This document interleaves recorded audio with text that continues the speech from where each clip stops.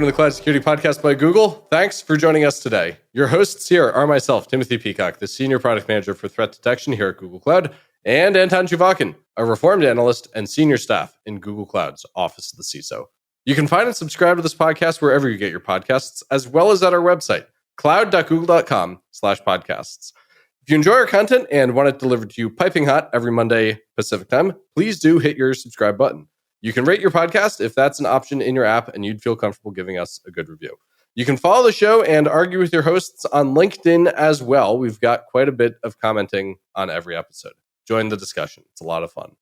Anton, we are talking about a pretty fun multi-billion, not user, but device product today. Yes, and moreover, while Google is very proud of having multiple products that are used by billions of users, we only have very few security products that cover billions of devices. And to me, the scale of this is staggering. Sometimes you hear of some security technology that is adopted by 1,000 companies, and you think, wow, that's wide adoption. But here's a piece of tech that's adopted to cover billions of devices. Billions with a B. That's a big number.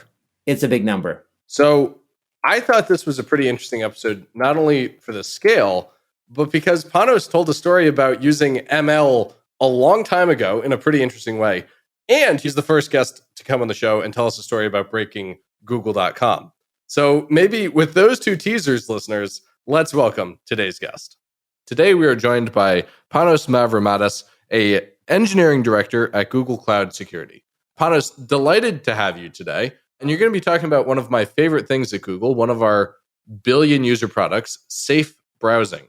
I'm sure a lot of our listeners have heard of SafeBrowsing, but could you give us, since you started it, the 30-second overview and how it got started? Excited to be here too. Thank you, team. Thank you, Anton, for hosting.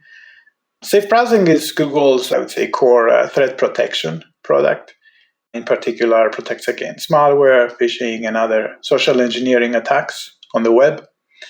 It is being built into Chrome, but also serves many of the other browsers.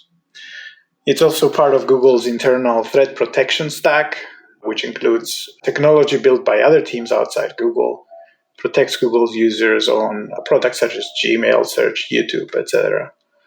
As you said, through the coverage it has with browsers, it protects over 5 billion devices today. We should probably pause for a moment and Did you say that number again? Yeah, I was like, I'm going to interrupt him and say 5 billion devices, right?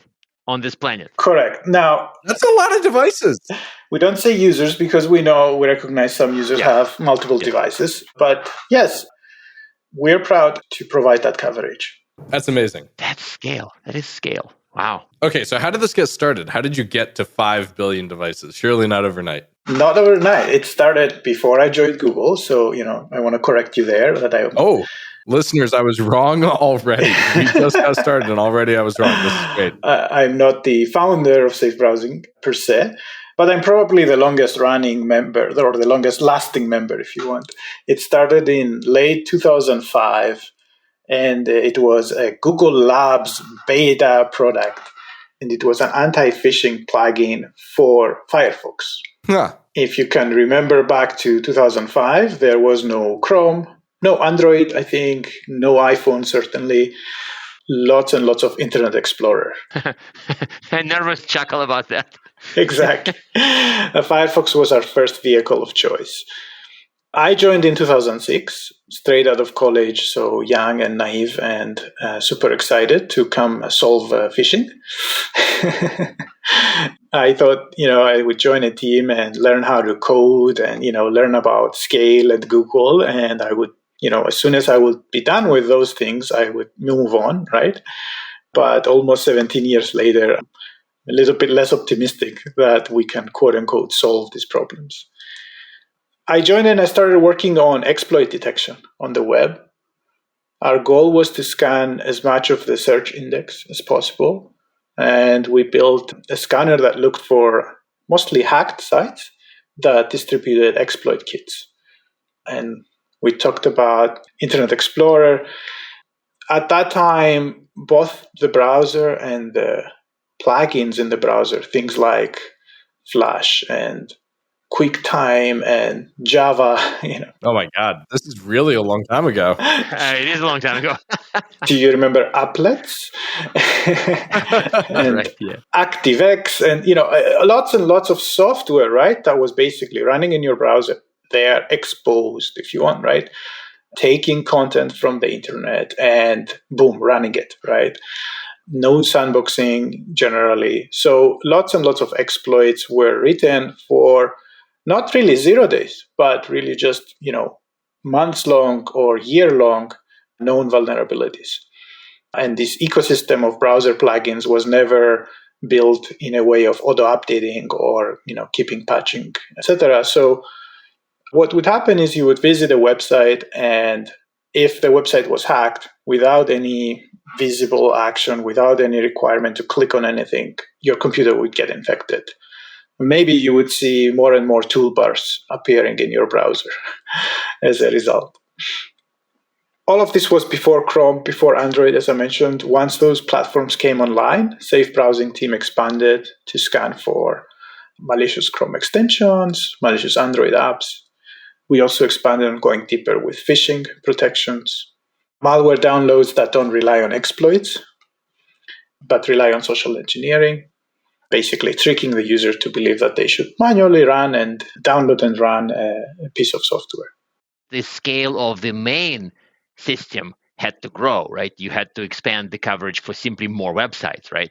Yes. Even in the beginning, we had trouble scanning every single website with our most sort of expensive scanner. So what we built was we had 2 layers of scanners, if you want. The first was a virtual machine that would load a website in a browser and wait and see if it got infected. That involves a massive amount of money to run it for every website on the planet. Yes, so we were lucky that Google had a lot of servers lying around in order to be able to scale for spikes, etc. So we actually used resources that were unused, right? We didn't go purchase new machines, but we certainly went and utilized those machines as much as we could.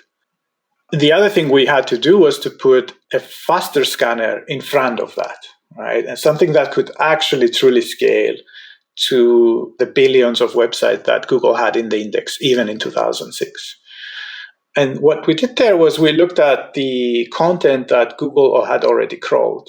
And I remember I started with writing some simple heuristics like, can I find a bunch of iframes appended to the end of the page?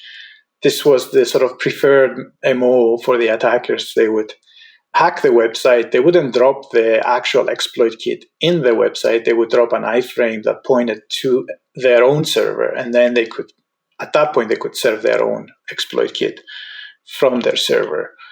Some of these websites were so vulnerable that they kept getting hacked multiple times. So you would sometimes see a website with 20 different iframes appended at the end of it. Oh my God. Yeah, these are the times, yes.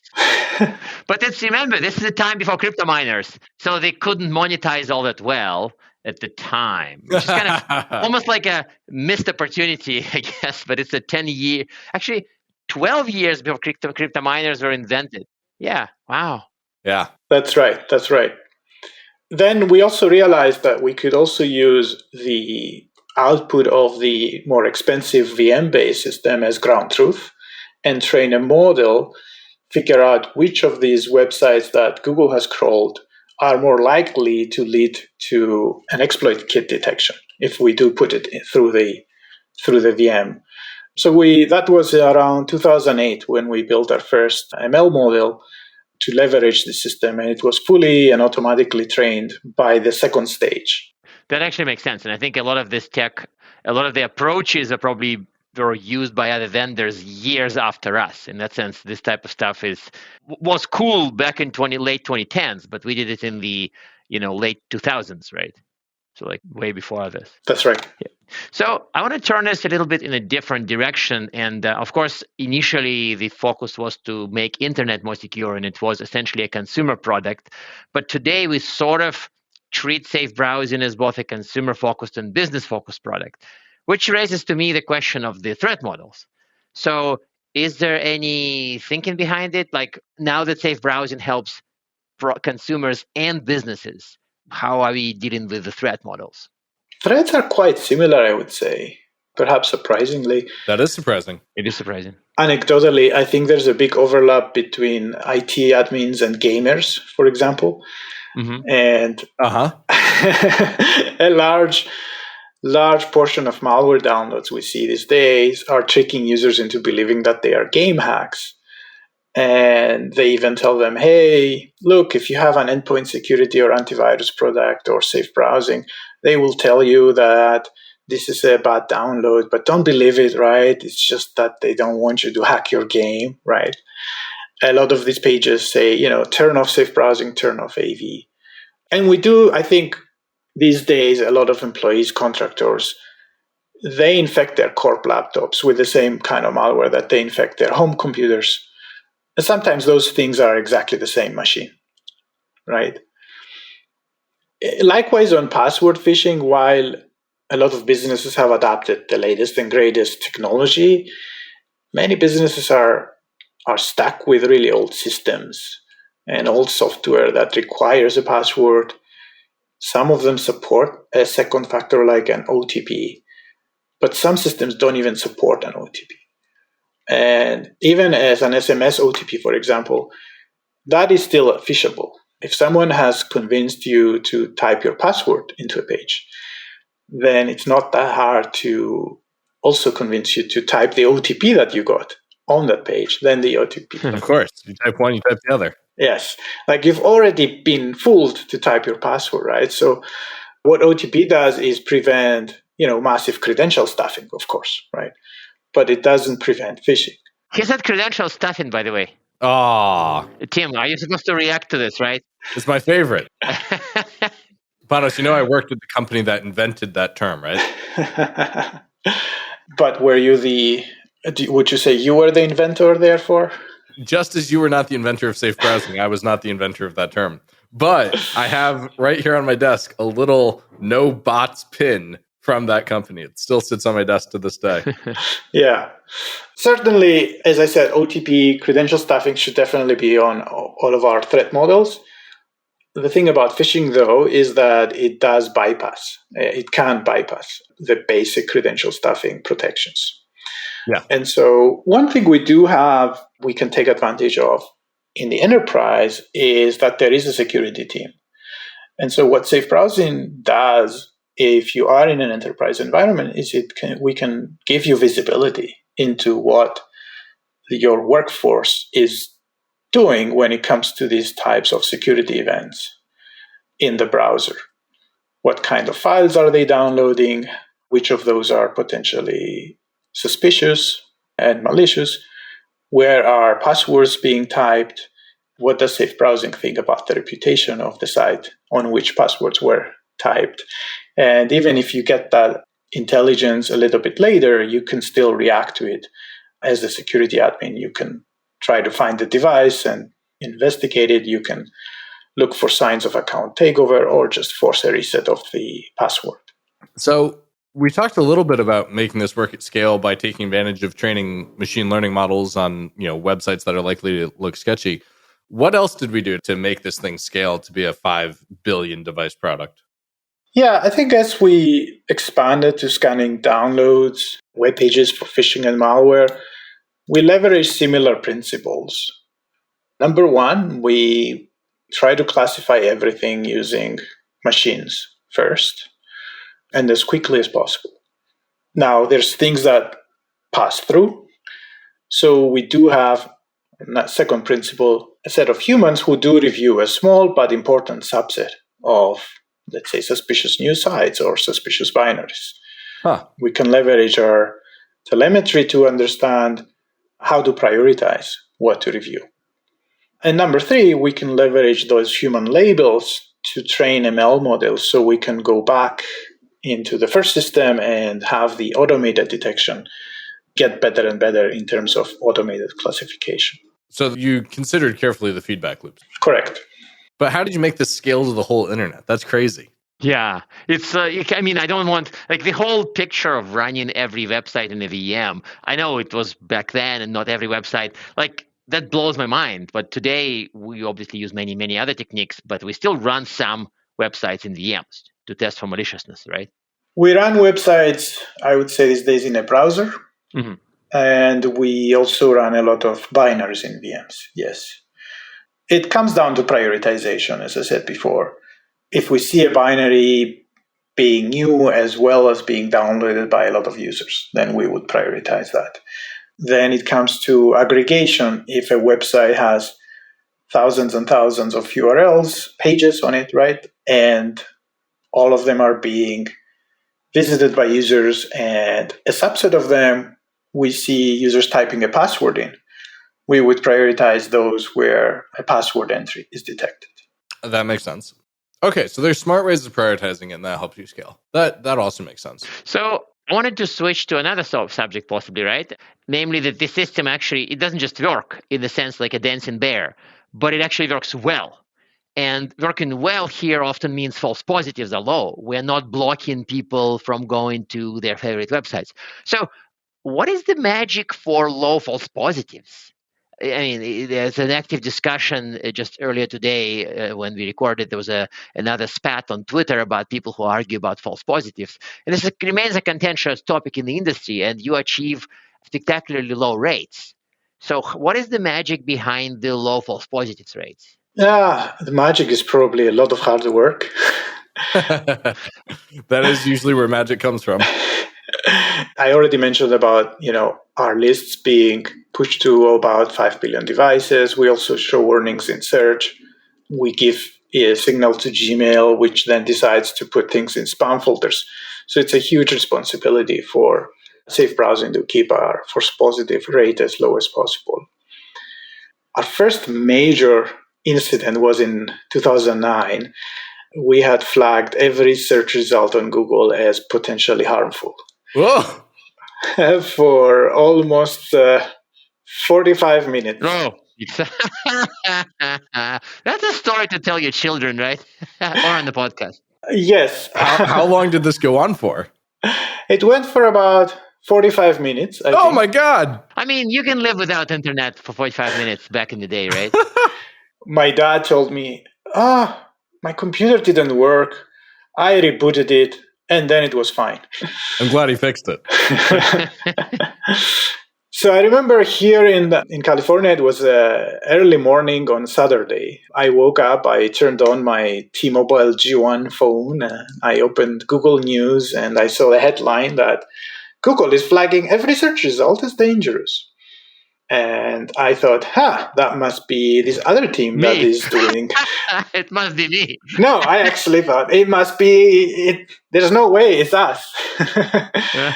Because we had put a lot of guardrails in place that, we said we should never put a pattern that would flag every .com domain, for example. But we never checked whether we would put a pattern that flags every single domain in our list. And so that's exactly what had happened. That's wild. Then I remember by next week on TGIF, someone had asked the question. This is Google's internal all hands, right? And listeners, it doesn't happen on Fridays. It stands for Thursday Google Information Forum because it happens on Thursdays. That's right. But back then it was a Friday afternoon, actually. Oh! This is before Yes. we changed to be more global friendly on the timing. That's so funny. This really does go back. It is back then. So someone asked, have we considered turning off safe browsing from search? Because I mean, this was a huge outage, right? This was basically Google was down. There weren't a lot of other products back then. I believe it was one of the founders that answered, we considered it, but we would have millions and millions of users with infected computers, and we don't allow that, right? That's not acceptable. That's a huge vote of confidence for you. It was huge, and you can imagine the morale on the team was terrible, right? That whole week, right? Like we brought Google down. But since then, precision has been our number one priority. We're now probably at the third generation of systems that we have built, specifically not looking for bad things, but looking to prevent, to detect, and to revert any potential false positives that make it into the system.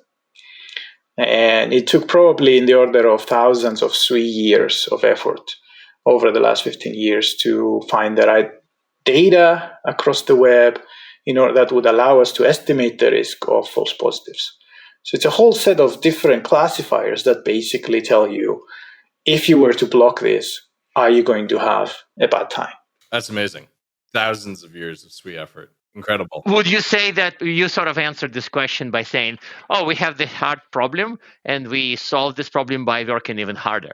But, well, I'm summarizing, but would you say that you had to sacrifice false negatives in the sense that you would see a website that's slightly suspicious, but you can't quite call it, and then you say this is okay, right? So you are probably sacrificing false negatives sometimes. So you would not block them. You would rather not block a benign site rather than miss to block the malicious site. Sorry, I'm rambling, but yes, that's definitely a trade-off. There's not a lot of magic when you pick a threshold on your ROC curve. Exactly, that's one of the trade-offs. And the other trade-off, as I mentioned, all of those 3 years, right, that went into building these protection systems. There's a missed opportunity of putting those engineers on false negative reduction. So it pains me to do this, but we need to move to our traditional closing questions. Aside from get a phishing-resistant FIDO key, what advice do you have for users to protect themselves against malicious websites? And 2, do you have recommended reading?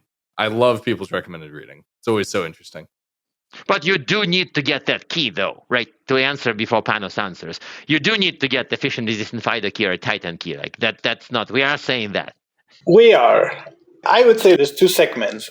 There's your listeners, and then there's probably everyone else. For your listeners, I would say, yes, get the FIDO phishing-resistant key. And if you can install an application allow listing on your kid's PC, that's probably a good idea as well. To everyone else, no, though, right? Like your friends, your family, your high school friends on Facebook, I think I have a little bit of a more actionable advice. Oh, what? Please. Ask them to go to their favorite search engine, whatever that may be, and type enhanced safe browsing. This will take them to a website that offers you an option to get our best protection ever. This leverages richer signals from the website you are on, and we are able to give you more real-time verdict on the site you're on. The default safe browsing implementation is very privacy preserving, but it does make some trade-offs when it comes to how quickly can we update the list and whether or not we can find a new thread, classify a new URL that we've never seen before. Enhanced Safe Browsing gives you the option to bypass this, to make the right trade-offs, and if that's a choice that you like, it can get you up to 35% more protection from phishing. Amazing. All right. And recommended reading? So I haven't been reading a lot of exciting things recently. I think the last book I'm on is called Foundry Side, and it's a science fiction book, kind of fantasy. You'd recommend it, right? Would you recommend it? I would recommend it. There's a little bit of hacking going on in a very different environment, though. That's awesome. Now I'm thinking, hey, maybe I should read it because it sounds like fun. Now we have a book recommendation that's not the SRE book. So that's really nice. Or not Dune, or not whatever Dune. else is. Panos, thank you so much for joining us today. Really appreciated getting to hear about the evolution of safe browsing. Thanks, Tim and Anton. Have a great day. And now we are at time. Thank you very much for listening and, of course, for subscribing. You can find this podcast at Google Podcasts, Apple Podcasts, Spotify, or wherever else you get your podcasts. Also, you can find us at our website, cloud.withgoogle.com/cloudsecurity/podcast. Please subscribe so that you don't miss episodes. You can follow us on Twitter, twitter.com/cloudsecpodcast. Your hosts are also on Twitter at Anton_Chuvakian and _Tim Pico. Tweet at us, email us, argue with us, and if you like or hate what we hear, we can invite you to the next episode. See you on the next Cloud Security Podcast episode.